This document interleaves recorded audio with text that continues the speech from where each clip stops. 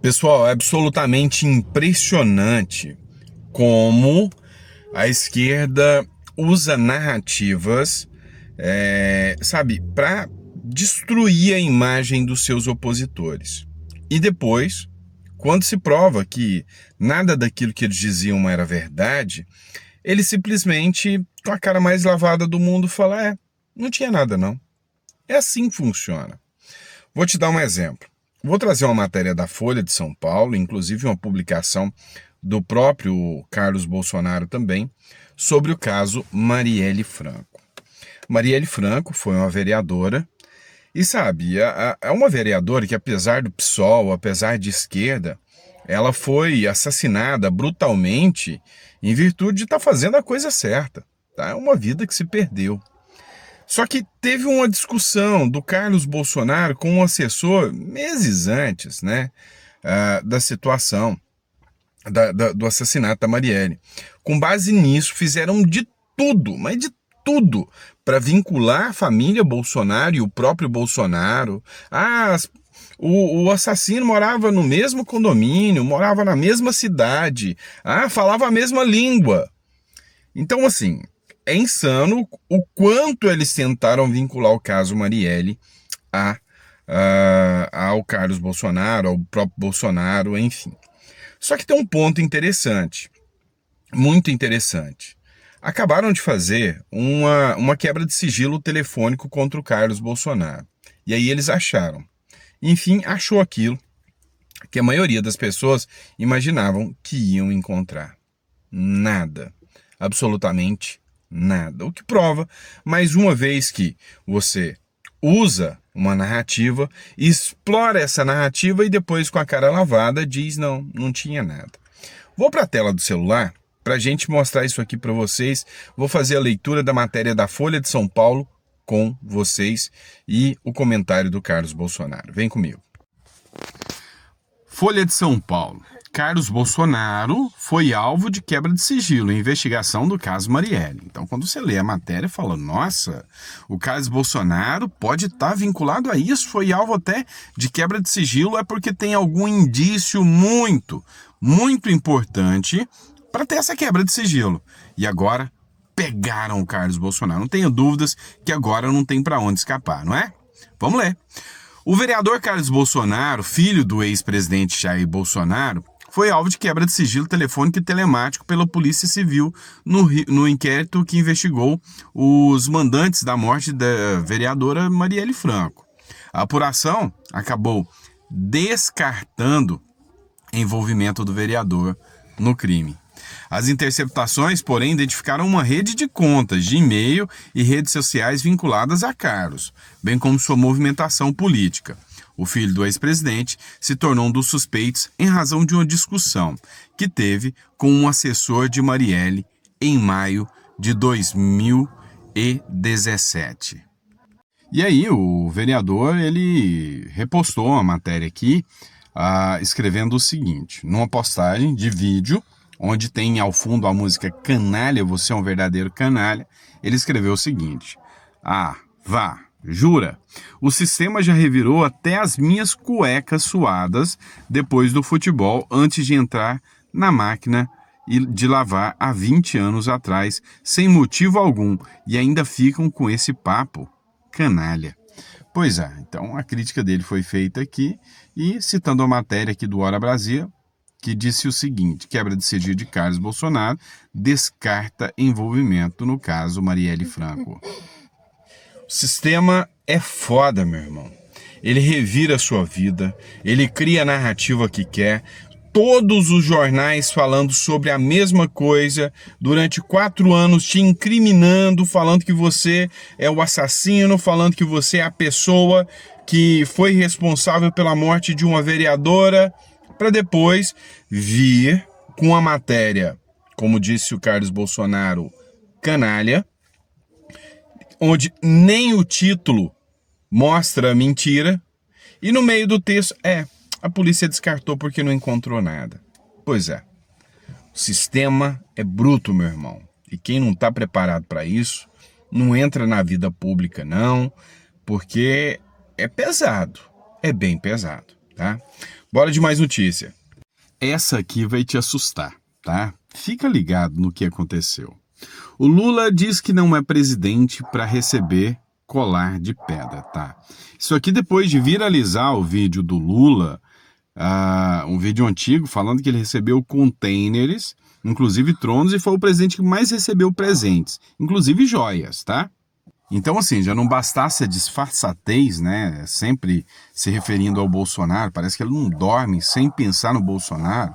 Em referência a Jair Bolsonaro, o presidente Lula afirmou nessa sexta-feira que não é presidente para receber colar de pedra preciosa, né? Assim, eu não sei o que é mais insano, é o Lula dizer uma coisa dessa na maior cara de pau. Ou se tem gente burra o suficiente para acreditar, eu não sou presidente para receber colar de pedra preciosa. O cara levou containers. Tem matéria da Veja, da Isto É, de 2016, que a gente já citou, falando que milhares de itens sumiram da presidência, inclusive joias. Para, né? Mas isso não é o pior da matéria, não. Olha só o ego da pessoa, a empáfia.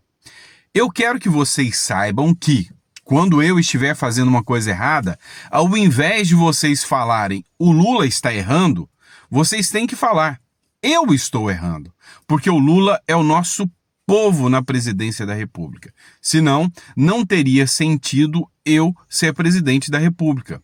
Não teria nenhum sentido. Para quê? Para receber um colar de pedras preciosas? Para quê? Para governar para os de sempre?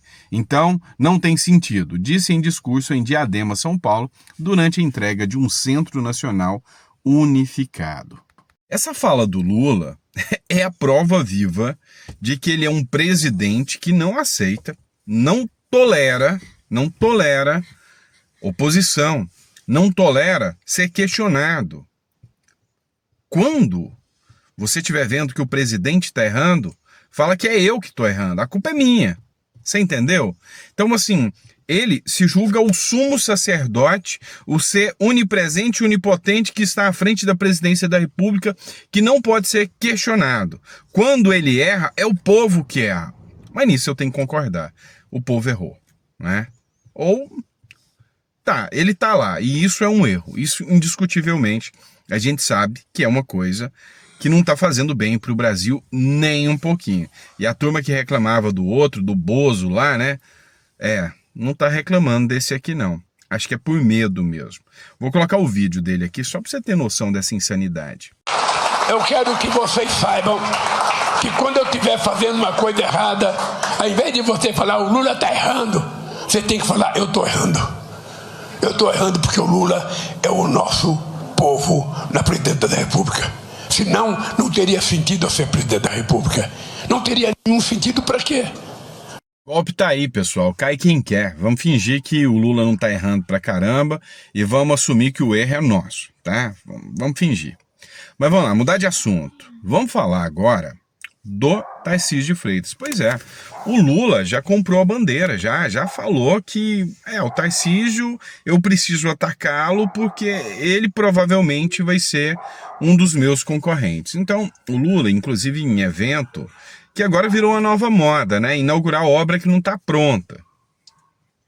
Vocês viram o vídeo da moça lá, né?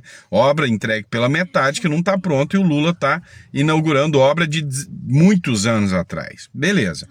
Mas ele resolveu partir para cima do Tarcísio e fazer ataques ao Tarcísio, reclamando, o Tarcísio, ele não vem quando eu chamo, ele não quer estar comigo, parece que ele não trabalha, não quer inaugurar as obras, sabe? Aquele mimimi, aquela coisa, tá?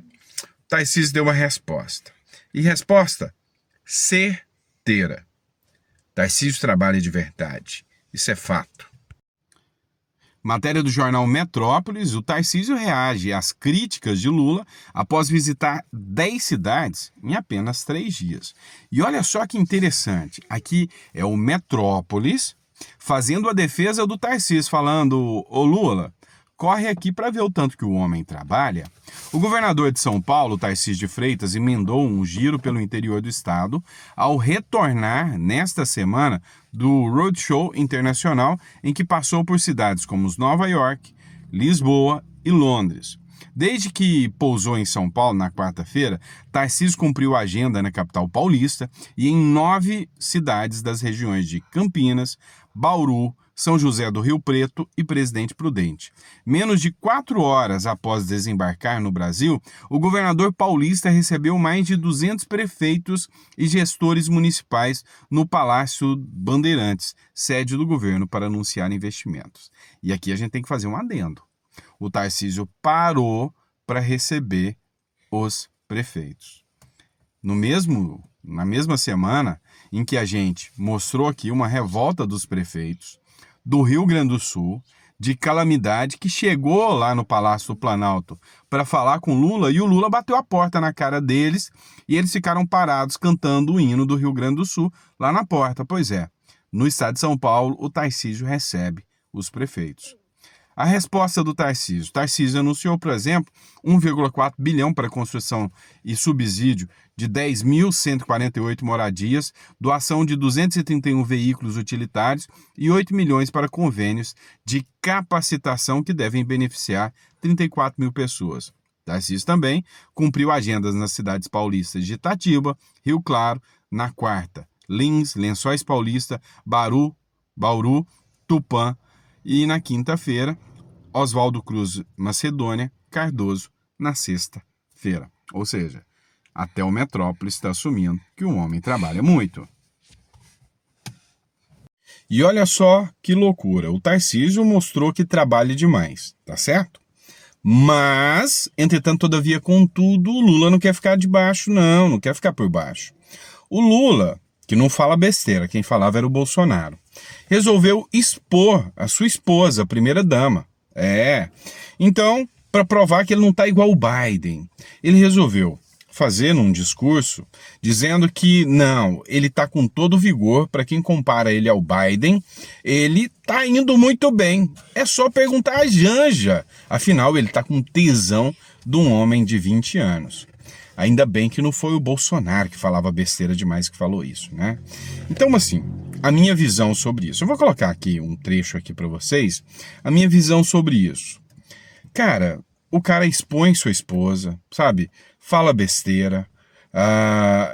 Depois falam que a fala do Bolsonaro é que é fala misógina, o Bolsonaro não respeita as mulheres. Mas, assim, é impressionante o quanto o pessoal passa pano para as falas do Lula. Sabe, o Lula, a idade já bateu, gente, é nítido. Essa semana também viralizou um momento em que ele troca o microfone por uma garrafa d'água. Então ele pega o microfone e tira o microfone, pega a garrafa d'água e começa a falar na garrafa d'água. O sinal da idade começa a bater, as besteiras, a arrogância, a prepotência, some-se a tudo isso, e aí a gente chega nesse ponto que a gente está vendo aí. Deixa eu pegar a matéria aqui, em que o Lula fala aqui, da Janja aqui, e coloco para vocês. Então quem achar que o Lulinha está cansado, pergunte para a Janja. Quando eu falo que eu tenho 70 anos de idade, energia de 30 e tesão de 20, eu estou falando com conhecimento de causa.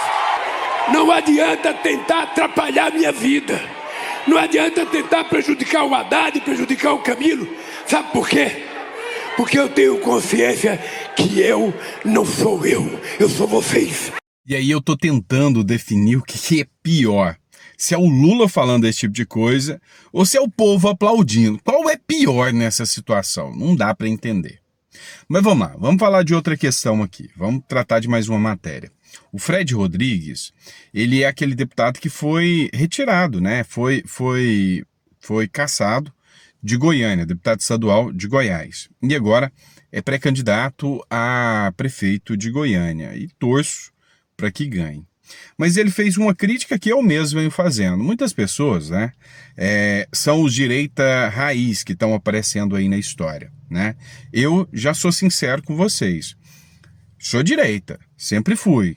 Mas não venha com papinho que vocês vão ver vídeos meus com críticas ao Bolsonaro e vão ver ainda, tá? Se tem uma coisa que eu não faço é bolha. Então não adianta nem vir com papinho pra cima de mim. Mas eu concordo com o Fred num ponto. Muito importante.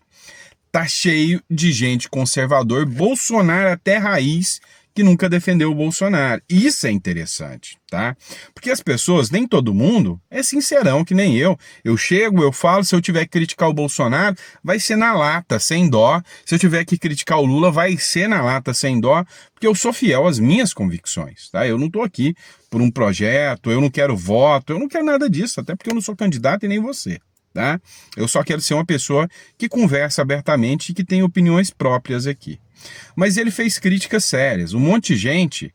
Ah, não, agora eu vou ser direita. Tô falando de gente dentro da política. Ah, agora eu vou estar com o Bolsonaro. Até que a PF bate na porta do Bolsonaro e fala, ó, eu vou indiciar o Bolsonaro. Aí some todo mundo e não quer abrir a boca. Até que o pessoal do 8 de janeiro tá lá sendo injustiçado. Ah, não, sobre isso eu não vou abrir a boca. O caso Felipe Martins, não, eu também não posso abrir a boca, né? Afinal, sou da política. E tá cheio de gente assim. Olha só o que o Fred Rodrigues falou sobre esse caso. E o Fred Rodrigues escreveu o seguinte no Instagram, e vale a pena pensar, tá? Pergunta honesta. Muitos pré-candidatos se dizendo de direita na disputa da Prefeitura de Goiânia. Algum deles se pronunciou contra o absurdo indiciamento político do Bolsonaro hoje na questão das joias? Ou, como nos últimos 5 anos, foi só eu mesmo? Eu tinha ficado feliz que nesse ano apareceram um monte de companheiros de direita, que até então eu nem sabia que eram. Mas foi só o sistema partir para cima do Bolsonaro, de novo, que eles sumiram outra vez. Se eles voltarem, digam que ser de direita hoje no Brasil é um ato de coragem, não de conveniência. Certeiro, né? Bem certeiro mesmo nas palavras. E é exatamente isso que ele falou. O que vai aparecer nessas eleições de 2024, de gente falando, não, eu sempre estive do lado do Bolsonaro, eu sou conservador, Deus, pátria e família. Vai ter muita gente fazendo isso. Muita, tá? Só que, na verdade, nunca defenderam nada além do seu próprio umbigo. Isso aí é um ponto que realmente o Fred Rodrigues levanta e levanta acertadamente, tá? Então as pessoas hoje tendem a não ser honestas acerca das suas convicções, tá? Então tem medo de perder seguidor, tem medo de perder voto, ou às vezes entra na vibe, ah não, vou entrar porque é interessante, e não fala das suas convicções mesmo, tá? Não fala daquilo que acredita de verdade. E isso é ruim, já tem gente falsa demais nesse mundo. Eu detesto gente falsa. Vamos lá. Outro ponto que eu quero conversar com vocês é sobre campanha ainda, né? E vamos falar de outro cara também que é bom, tá? O André Fernandes. E dessa vez tem uma notícia boa. O André Fernandes aparece em primeiro lugar nas pesquisas lá para o Ceará. A primeira vez que ele aparece em primeiro lugar e com chance de vitória mesmo, tá? Vou colocar a matéria aqui para vocês, nós vamos discutir sobre isso aí. Vem cá, vem para a tela. Matéria do Conexão Política, pessoal. Pela primeira vez, André Fernandes lidera a disputa na Prefeitura de Fortaleza, no Ceará. A disputa municipal em Fortaleza, que é a maior capital do Nordeste, deve ser uma das mais acirradas da história. A menos de 3 meses do primeiro turno das eleições, as principais pesquisas abrem caminho para a direita no reduto nordestino, em uma conquista que pode ser inédita. A mais recente pesquisa do Instituto Veritá, divulgada nesta sexta-feira sobre o registro de 2024 aqui, junto ao Tribunal Superior Eleitoral, mostra que André Fernandes passa a liderar a corrida eleitoral para a Prefeitura de Fortaleza. O levantamento realizado entre 1º e 4 de julho entrevistou 1.220 eleitores na capital cearense. Vocês não têm noção da importância dessa matéria para a direita brasileira, porque o Nordeste é um reduto dominado pela esquerda historicamente. A esquerda sempre soube trazer o discurso de pai dos pobres para o Nordeste, mas isso está mudando. O nordestino começou a abrir os olhos e enxergar que a esquerda causa mal para a região. Sabe? Que os índices de violência são alarmantes, os índices educacionais são aquém do esperado. Enfim, o povo nordestino está acordando. E sabe, Fortaleza é uma das maiores capitais do Nordeste todo. E o Lula perder para um candidato que pode chegar e fazer a diferença, muda muita coisa já para 2026. E olha só, tem um reflexo aí das ações dos, vamos dizer assim, candidatos. Eu estou colocando o Bolsonaro como candidato, apesar dele estar inelegível, porque o Lula tem medo de ir onde ele vai receber vaias e onde o Bolsonaro ganhou. Ele mesmo já declarou que não vai nos estados bolsonaristas. Então, no Goiás, o homem não aparece também, né? Em Santa Catarina, vários estados aí, o cara não vai aparecer. Já o Bolsonaro acabou de voltar do Pará, onde foi ovacionado pelas pessoas. E lá no Pará ele perdeu. Bahia já foi. Vai no Ceará? Já foi também, se eu não me engano. Então, assim, o Bolsonaro tem coragem, né? Como diz o bom ditado, tem culhões, né? Coisa que o Lula, no seu auge do tesão de 20 anos, não tá tendo, não. Tá? Não tá tendo, não. Então, isso está refletindo, sim, nas eleições, porque onde o Bolsonaro ganhou, o Lula não vai para apoiar os seus candidatos. Onde o Lula ganhou, que é o Nordeste, o Bolsonaro vai e arrasta multidão. Pois é. 2026 vai ser um alicerce, ou melhor, 2024 vai ser um alicerce para 2026. Tá bom? Fechou, pessoal? Espero que vocês tenham gostado desse editorial. É sempre um prazer estar aqui com vocês. Obrigado mesmo por estar aqui conosco. E logo, logo a gente volta à normalidade aí e traz o conteúdo da forma certinho para vocês, tá bom?